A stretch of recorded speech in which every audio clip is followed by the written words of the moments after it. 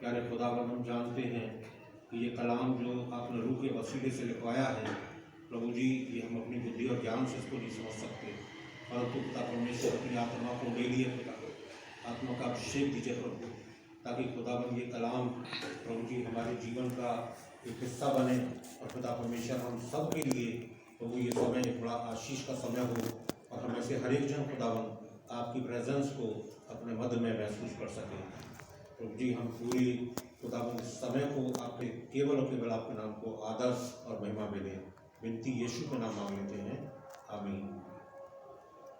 मैं परमेश्वर का धन्यवाद देना चाहता हूँ कि परमेश्वर ने ये मौका दिया कि हम लोग वचन के द्वारा परमेश्वर की मर्जी को जानें। और जैसा कि अभी आपके सम्मुख ये कलाम पढ़ा गया, मैं इसके विशेष करके 33वें पद की ओर आपका ध्यान ले जाना चाहता हूँ, जहाँ पर परमेश्वर का वचन ये कहता है कि पहले मेरे धर्म और राज की खोज कर। First seek my kingdom and richness. परमेश्वर जो है वो हमें हमारी प्राथमिकता के विषय में बता रहा है कि हमारे जीवन में प्रथम क्या होना चाहिए। कई बार हमारी प्राथमिकताएं जो है वो बदल जाती, चेंज हो जाती, और हम पहले संसार की बातों को, संसार की वस्तुओं को और संसार की उपलब्धियों को प्राप्त करना चाहते हैं, और इसलिए बहुत सी आशीषों को हम अपने जीवन से खो देते हैं। हम लोग बाइबल में से एक दो जगह हम लोग देखेंगे कि कैसे करके परमेश्वर के वचन में ये बातें दी गई हैं जो हमारे आत्मिक लाभ के लिए हैं, ताकि हमारे जो डिसीजन हैं, जो हमारी डेस्टिनी को तय करेंगे, वो डिसीजन हम सही लेने वाले हों। खुदा का कलाम जो वचन कहता है कि मेरे पाँव के लिए दीपक और मेरे मार्ग के लिए उजियाला है, ये कलाम हमारे लिए इसलिए परमेश्वर ने दिया ताकि हमारे जीवन के अंधेरे को मिटा दे।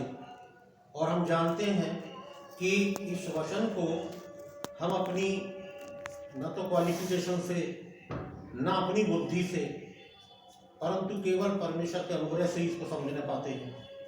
यहाँ पर एक जिक्र दिया गया है मत्ती रचित सुसमाचार उसके 19वें अध्याय में।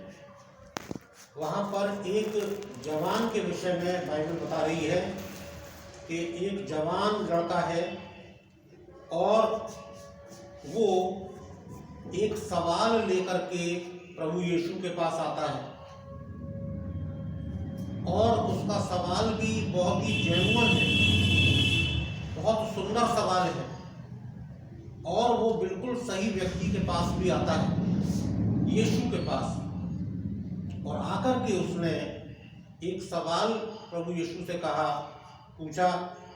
यहाँ लिखा है कि हे गुरु, मैं कौन सा भला काम करूं कि अनंत जीवन पाऊं।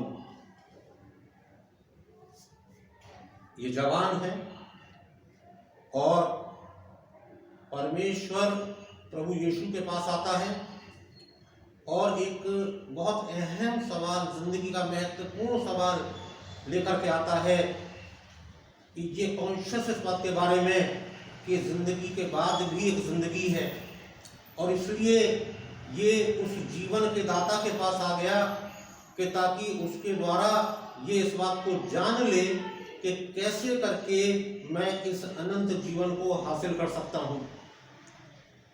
और तब प्रभु यीशु मसीह जो है इसको एक बात बताते हैं। वो कहते हैं कि यहाँ लिखा है कि तू मुझसे भलाई के विषय में क्यों पूछता है, भला तो एक ही है। यदि तू जीवन में प्रवेश करना चाहता है तो आज्ञाओं को माना कर। तब इस जवान फिर सवाल करता है कि कौन सी आज्ञाएं। तो प्रभु यीशु मसीह ने जिन आज्ञाओं का यहाँ पे जिक्र करा, अगर हम उनको गौर से समझने की कोशिश करें तो तमाम वो बातें जो जवानों के जीवन में एक परीक्षा के रूप में आती हैं, वो बातें प्रभु यीशु मसीह ने यहाँ बोली कि हत्या मत करना, व्यभिचार मत करना, चोरी मत करना, झूठी गवाही मत देना और माता पिता का आदर करना। अगर हम स्वयं का मूल्यांकन करें तो हम इन बातों को देखेंगे और पाएंगे कि इन आज्ञाओं को मानना कितना अधिक कठिन है। और ये जवान है, लेकिन बहुत सुंदर बात यहाँ पे लिखी है कि वो जवान प्रभु यीशु को जवाब देता है कि वो कहता है कि इन सब को तो मैंने माना है, अब मुझ में किस बात की घटी है। उसको अपनी इस धार्मिकता पर, इस बात पर पूरा भरोसा था कि मैं तो वचन के अनुसार चल रहा हूँ, वचन के अनुसार मैं सारे कामों को कर रहा हूँ और इसलिए ये मेरा अधिकार है कि अनंत जीवन मुझे मिल जाए। और शायद ये इसीलिए यीशु के पास आया कि यीशु मसीह इसकी इस बात को सुनकर के इसको शाबाशी देंगे और कहेंगे कि बहुत अच्छा, बहुत बढ़िया तुम्हारा जीवन है, अब तो ये अनंत जीवन तुम्हारा ही है। लेकिन जिस परमेश्वर ने, जिस प्रभु यीशु मसीह ने अब आपकी और मेरी रचना करी है, जिसने माँ के गर्भ से आपको और मुझको बनाया है, वो हमारे आत्मा के अंदर की चीजों को देख लेता है।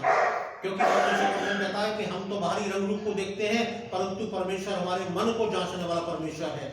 और इसलिए उसने इस जवान के अंदर एक बात देख ली और तब प्रभु यीशु मसीह उसको पॉइंट आउट करते हैं और कहते हैं कि यदि तू शुद्ध होना चाहता है तो अपना माल बेच करके कंगालों को दे दे, और वो कहते हैं तब स्वर्ग में तुझे धन मिलेगा और मेरे पीछे हो ले। ये है जीवन का रास्ता जो प्रभु यीशु मसीह ने इसे बता दिया। एक दूसरे हिस्से की तरफ इसी के आगे मैं चलना चाहता हूं। वहां पर चेले प्रभु यीशु मसीह से ये सवाल करते हैं, क्योंकि ये जवान जो है उदास होकर चला गया, वचन कहता है ये बहुत धनी था। और तब प्रभु यीशु मसीह कहते हैं कि यहाँ लिखा है, मैं तुमसे सच सच कहता हूं कि धनवान का स्वर्ग के राज में प्रवेश करना कठिन है। फिर मैं तुमसे कहता हूं कि परमेश्वर के राज्य में धनवान के प्रवेश करने से ऊंट का सुई के नाके में से निकल जाना सहज है। ये सुनकर के चेले चकित हुए और उससे कहा, फिर किसका उद्धार हो सकता है? फिर किसका उद्धार हो सकता है? और यहां पर पतरस का एक सवाल प्रभु यीशु मसीह से है। पतरस कहता है कि 27वें पद में वो कहता है कि देख, हम तो सब कुछ छोड़ के तेरे पीछे हो लिए हैं, तो हमें क्या मिलेगा? मेरे अजीजों, परमेश्वर के वचन में यदि हम आगे जाएं तो वहां पे बहुत ही सुंदर बात जो है प्रभु यीशु मसीह उससे कहते हैं। उन्होंने कहा कि मैं तुझसे सच सच कहता हूं कि नई सृष्टि से जब मनुष्य का पुत्र अपनी महिमा के सिंहासन पर बैठेगा तो तुम भी मेरे पीछे जो हो लिए हो 12 सिंहासनों पर बैठ करके इज़राइल के 12 गोत्रों का न्याय करोगे। और तब वो 7 बातें वहां बताते हैं। कहते हैं, जिसने मेरे लिए घर को छोड़ा, भाइयों को छोड़ा, बहनों को छोड़ा, पिता को छोड़ा, माता को छोड़ा, बाल बच्चों को छोड़ा और खेतों को छोड़ा, यानी त्याग का जीवन, प्रभु यीशु मसीह के पीछे चलने के लिए उसने कहा, जो कोई मेरे पीछे आना चाहता है वो अपना क्रूस उठाए और अपने आपे का इनकार करे और मेरे पीछे हो ले। जब ऐसा उन चेलों ने करा तो प्रभु यीशु मसीह कहते हैं, उनसे कहते हैं कि उसको 100 गुना मिलेगा और वो अनंत जीवन का अधिकारी होगा। ये जवान इसी सवाल को लेकर आया था, लेकिन इसकी प्राथमिकता गलत थी। ये जवान गलत नहीं था, बहुत सुंदर जीवन था इसका, लेकिन इसकी प्राथमिकता गलत थी, क्योंकि इसने पहले जो है उसको प्राप्त कर लिया था, उसके पीछे इसका मन लगा हुआ था, जो यहीं छूट जाता है। और परमेश्वर की बातों को ये मानता तो जरूर था, लेकिन उसकी प्राथमिकता जो थी वो संसार और धन था, और इसलिए ये उदास होकर के चला गया जब उसने कहा कि अपना माल बेच करके कंगालों को दे दे और मेरे पीछे हो ले।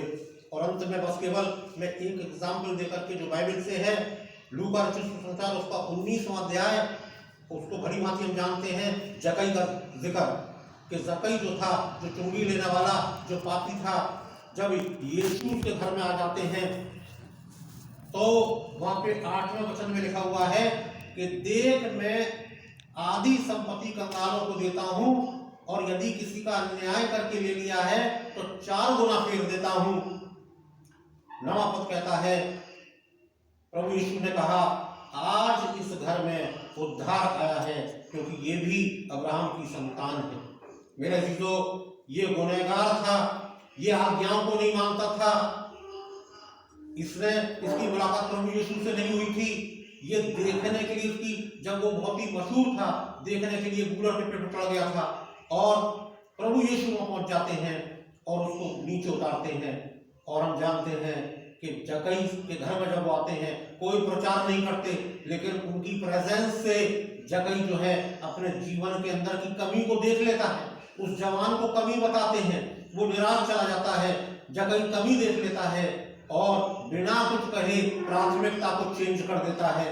वो धन जो है, जो उसके जिसके प्रति वो प्रेम करता था, जिसको वो बहुत चाहता था, यीशु के पाने पर उसने प्राथमिकता को बदल दिया। अब यीशु और उसका वचन, उसकी बातें उसके जीवन में पहला स्थान हो गया, और बाकी सब कुछ पीछे। और इसलिए जब उसने ऐसा करा, प्रभु यीशु ने कहा आज इस घर में उद्धार आया है। चेलों ने जो सवाल करा था कि फिर किसका उद्धार हो सकता है, वचन बताता है ऐसे लोगों का, क्योंकि लूका 19:10 में लिखा हुआ है, मैं खोयों को ढूंढने और उन्हीं का उद्धार करने के लिए आया हूं। मेरे प्रियो, ये सुसमाचार, ये अच्छा समाचार परमेश्वर ने गिडियन और ऑक्सलरी को दिया है, और ये जीवित वचन है, ये तो धारी तलवार के समान है। और वचन कहता है कि यशायाह 55:11 में लिखा हुआ है कि जब ये वचन परमेश्वर जिस अर्थ से उच्चारता है, जब तक ये अपने काम को पूरा न कर ले, ये वापस नहीं लौटता। ये वचन गिडियन के द्वारा, ऑक्सलरी के द्वारा लोगों को दिया जाता है। इस संसार में जहाँ निराशा है, जहाँ तमाम प्रकार की चीजें हैं, ये वचन जो है वो बांटा जाता है। और इसलिए तमाम गवाहियां जो हैं वो सुनने को मिलती हैं, क्योंकि ये वचन जहाँ बोया जाता है वहाँ पे जीवन की कठिनी होती है। परमेश्वर हमारी सहायता करे ताकि हम अपने जीवन की प्राथमिकताओं को ठीक करें। हमारी प्राथमिकता परमेश्वर हो, उसकी धार्मिकता हो, बाकी हमें कुछ खोजना नहीं पड़ेगा। कभी साक्षी का मौका होगा फिर मैं दूंगा, क्योंकि इस बात को मैंने अपने जीवन के अंदर अपनाने की कोशिश करी। निर्बल कमजोर होते हुए प्रभु से सहायता मांगी, और मैंने ये देखा कि मुझको किसी चीज का एफर्ट नहीं करना पड़ा, सारी चीजें प्रभु देता चला गया। केवल एक काम करा, अपने घर, अपने परिवार, अपने बच्चों को ये सिखाया कि पहले उसके धर्मराज की खोज करो। और इस बात की मैं साक्षी देता हूँ कि परमेश्वर का वचन सत्य है। परमेश्वर आपकी मेरी सहायता करे। आइए हम लोग प्रार्थना में सर को झुकाएं। प्यारे पिता परमेश्वर, हम आपका धन्यवाद देना चाहते हैं। प्रभु, आपने ये सुंदर समय हम लोग को दिया कि पिता परमेश्वर, हमने आपके वचन के द्वारा प्रभु खुदाबंद आपके इन बातों को सीखा है कि पिता परमेश्वर, पहले प्रभु हमें आपके धर्म और राज की खोज करनी है। बाकी आपका प्रॉमिस है कि आप किसी बात की चिंता मत करना। हाँ पिता परमेश्वर, आपका कलाम कहता है कि जवान से भूखे रह जाते हैं, लेकिन आपके डरवैयों को किसी भली वस्तु की घटी नहीं होती। हम परमेश्वर जी आपका धन्यवाद देते हैं कि आपने पिता परमेश्वर हमारे मध्य में आके हमारी प्रार्थना सुनी है, और खुदाबंद हम में से हर एक को आपने ब्लेस किया है। हम आपका लाख लाख शुक्र करते हैं। इस वचन को जो बोया गया है प्रभु खुदाबंद, हम पवित्र आत्मा से सील करते हुए दुआ करते हैं कि बहुत सा फल प्रभु जी इसके द्वारा बटोरा जाए। धन्यवाद, ईश्वर की महिमा आपकी करते, ये विनती प्रभु यीशु के नाम में लेते हैं। आमीन।